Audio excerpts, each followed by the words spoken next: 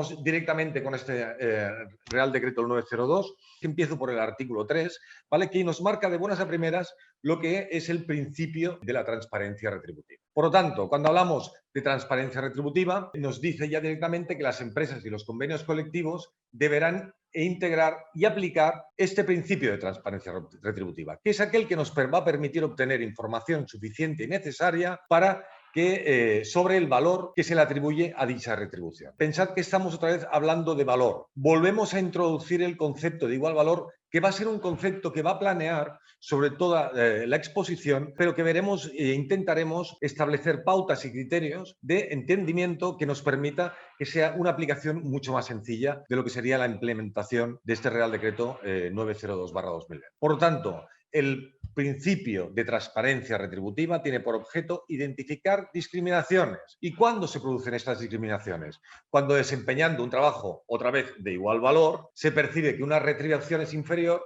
sin que pueda justificarse objetivamente esta diferenciación. Cientos de ocasiones nos encontramos que nos dicen, no, pero bueno, claro, y si yo tengo personal que lleva muchos más años, o tengo personal subrogado, o tengo personal que hemos incorporado a otra compañía, si se puede justificar de una manera objetiva, clara y concisa, si estamos hablando de que existe, por ejemplo, una diferencia de un 25% superior, deberemos justificarlo. Pero siempre y cuando se pueda justificar, ¿vale? Estaremos cumpliendo con este principio de transparencia retributiva.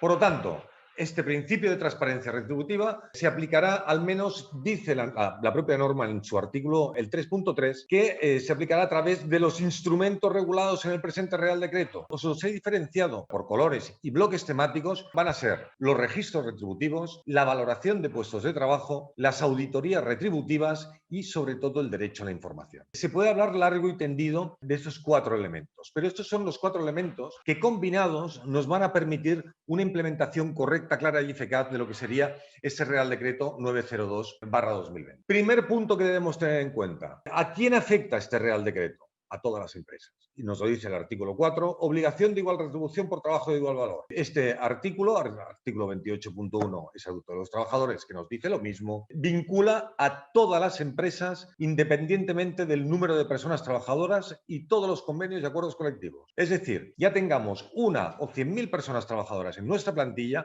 deberemos dar cumplimiento a este artículo 902. Por lo tanto, viendo que cómo planea sobre nuestras compañías este principio de igualdad retributiva, veremos que el concepto de trabajo de igual valor gana más valor, y perdonad, y valga la redundancia, porque nos establecen ya directamente que un trabajo tendrá igual valor que otro cuando todas aquellas funciones y tareas que se encomiende, cuando las condiciones educativas, profesionales o de formación exigidas, o cuando las condiciones laborales de dichas actividades que se lleven a cabo sean equivalentes. Otro tema es qué vamos a entender por equivalente. Pero, sin embargo, cuando hablamos de equivalencia, nos hace referencia directamente a lo que sería la valoración de los puestos de trabajo. Y se requiere, además, que se apliquen una serie de criterios para esta valoración de puestos de trabajo. Cuidado, que una cosa es la valoración de puestos de trabajo y otra cosa es la evaluación de puestos de trabajo. A partir de aquí tenemos que hablar entonces de 4 criterios. Criterio de adecuación, criterio de totalidad y criterio de objetividad. No hace falta que os lo explique, pero ya que estamos en colación, el criterio de adecuación implica que los factores relevantes en la valoración deben ser los relacionados con la actividad en la que concurra activamente, incluyendo la propia formación. Criterio de totalidad, para constatar si concurre igual valor debe tenerse en cuenta todas las condiciones que singularicen el puesto de trabajo, sin que ninguna, matiza el artículo, se invisibilice o se infravalore, o sea, lo vamos a tener todo en cuenta. Y el criterio de objetividad, es decir, que deben existir mecanismos claros que identifiquen cuáles son los factores que se han tenido en cuenta en la fijación de una determinada retribución. A partir de aquí, entramos directamente en lo que serían registros retributivos. Y de ello nos habla el artículo 5 cuando nos marca cuáles son las normas generales sobre el registro retributivo. Y vuelve otra vez al artículo 28.2. Todas las empresas deben tener un registro retributivo de su plantilla, incluido el personal directivo y altos cargos. Y lo marcan y lo matizan. Luego veremos cómo afecta esto a la información, porque en muchas empresas ya se determinaba, y también desde la patronal se decía, que no querían que se incluyeran personal directivo y altos cargos. La ley es taxativa, la ministra tiene clarísimo y nos marca directamente que se incluye personal directivo y se incluyen a todos los altos cargos de la compañía. aunque sea solo uno. A partir de aquí, el registro tiene por objeto ya garantizar la transparencia y nos tiene que dar un resultado que será un informe con todos los datos promediados y además deben estar los datos todos desglosados. Por lo tanto, una vez disponemos de este registro retributivo, y voy aquí a emplazarme a Miguel Cabero, que luego os va a hacer una exposición de cómo debe realizarse este registro retributivo y qué es lo que nos vamos a encontrar y cómo se va a plasmar, es importantísimo y entra aquí en colación lo que sería el derecho a la información. El derecho a la información es el gran qué, que en muchas compañías nos preguntan, bueno, ¿y qué es lo que podemos llegar a entregar? Porque claro, ¿se puede entregar este registro retributivo a las personas trabajadoras? La normativa es clara y taxativa. Dice, en empresas y diferencia empresas con representación legal de las personas trabajadoras y empresas sin representación legal de las personas trabajadoras. Cuando tenemos una empresa con RLT, este registro retributivo lo podrán conocer íntegramente. Lo dice taxativamente el artículo. Dice, teniendo derecho a aquellas, es decir, la representación legal de las personas trabajadoras, a conocer el contenido íntegro del mismo. Otra cosa es las políticas de compliance que tengamos en la compañía y las políticas de confidencialidad que deban también cumplir. Porque esto no es para conocerlo y que lo expandan a los cuatro vientos. Todo lo contrario, se debe tener y se debe conocer en base a los criterios de diagnóstico y de planificación de acciones que van a venir con posterioridad. A partir de aquí, también importante tener en cuenta que antes de lanzarnos con el registro retributivo, tendremos que lanzar una consulta a esta RLT. ¿Y con cuánto tiempo de antelación? 10 días. Y con carácter previo a la elaboración de dicho registro retributivo. A partir de aquí, tenemos otra opción que es cuando no existe representación legal de las personas trabajadoras. En nuestra compañía no hay RLT. ¿Tienen derecho a la información? Sí, aquellas personas que lo soliciten. Por lo tanto, la información que se va a facilitar no va a ser el contenido íntegro que le vamos a tener o tenemos obligación de facilitar a la RLT, sino que se lo vamos a facilitar solo limitando el contenido a las diferencias porcentuales que pudieran existir en las retribuciones promediadas de hombres y mujeres, también desagregadas por sexo y con el sistema de clasificación aplicado. Pero atención, que este punto es importante. En el caso de disponer de RLT, deberemos darles acceso al registro retributivo. En el caso de no disponer de RLT, no hace falta que se dé acceso al registro entero, sino que tendremos que facilitar esas diferencias porcentuales en las retribuciones. Por otra parte, periodo temporal del registro, un año natural. Si acabamos ahora el año 2020, vamos a hacer el registro retributivo con carácter general de todo el año 2020. Con lo cual, llegamos a la conclusión, sin que nos lo diga taxativamente en el propio Real Decreto 902, de que este registro retributivo deberá ser anual. Sin embargo, yo me esperaría a que nos salgan las diferentes órdenes que contempla el propio Real Decreto legislativo. Yo entiendo que de cara a establecer un proceso de auditoría retributiva, luego vamos a entrar y lo vamos a ver con más detalle, el registro retributivo nos va a servir, ¿vale? Sobre todo de cara a este proceso de auditoría retributiva. Ya veremos si cambia o no cambia la conceptualización. Iremos trabajando sobre la materia y, de hecho, desde Igualia hemos levantado ya con consulta específica al ministerio correspondiente que esperemos nos dé respuesta en breve. Tan pronto como sepamos la respuesta, intervendremos, os daremos el comunicado y nos va a servir a todos y a todas para poder tener más claro cómo debemos hacer este proceso de auditoría retributiva en nuestras compañías, qué ámbito temporal debe tener también este registro retributivo. Y entramos en el kit de la cuestión. Vamos ya a aquellas empresas que tengan obligación de hacer la auditoría retributiva. En principio, ¿quién debe hacer la auditoría retributiva? Todas aquellas empresas que elaboren un plan de igualdad. Y dentro del plan de igualdad, fijaos, que tampoco dice dentro, ¿vale? Nos permite establecer un plan de igualdad y nos permite establecer también un diagnóstico y una planificación de auditoría retributiva, pero nos marca directamente, ¿vale?, que todas las empresas que elaboren un plan de igualdad deberán incluir en el mismo una auditoría retributiva. Si incluimos dentro de nuestro plan de igualdad una auditoría retributiva, si incluimos una planificación retributiva, debemos incluirla también en el diagnóstico retributivo. Ahora lo vemos. A partir de aquí, la primera pregunta que debemos hacernos es ¿qué es la auditoría retributiva? La ley es taxativa también. Cumple con la obligación efectiva de comprobar si el sistema retributivo de la empresa está cumpliendo con el principio de igualdad entre mujeres y hombres en el ámbito retributivo. Por lo tanto, deberá permitir evitar, corregir y prevenir los obstáculos y dificultades que existan o que se pudieran llegar a producir en aras a la propia igualdad retributiva. Temporalidad, aquí es más claro, tendrá la vigencia del plan de igualdad del que forma parte, salvo que se determine un periodo inferior. Yo entiendo que si desarrollamos una planificación de actuaciones, si desarrollamos un plan de igualdad con una duración de 4 años, como nos establece el decreto el 901/2020, estaremos hablando de que esta auditoría retributiva tiene una duración de 4 años, por lo cual tendremos que haber estado trabajando previamente en el proceso de diagnóstico y el proceso de plan de auditoría retributiva que nos formará parte del propio plan de igualdad. Cuando estamos hablando también del contenido, aquí atención porque nos recuerda muchísimo a lo que sería nuestro diagnóstico, nuestro plan de igualdad. La auditoría retributiva, conforme al artículo 8 del decreto 902, deberá realizar un diagnóstico de situación retributiva en la empresa y deberá establecer un plan de actuación para la corrección de las desigualdades retributivas. Por lo tanto, estamos hablando de una sistemática que nos va a permitir establecer factores que son muy similares al propio proceso de elaboración de diagnóstico y de plan de igualdad para aquellas empresas que ya hayáis trabajado en estos procesos de diagnóstico y de plan de igualdad. Pero para realizar este diagnóstico de situación retributiva, ¿qué requerimos? Punto 1.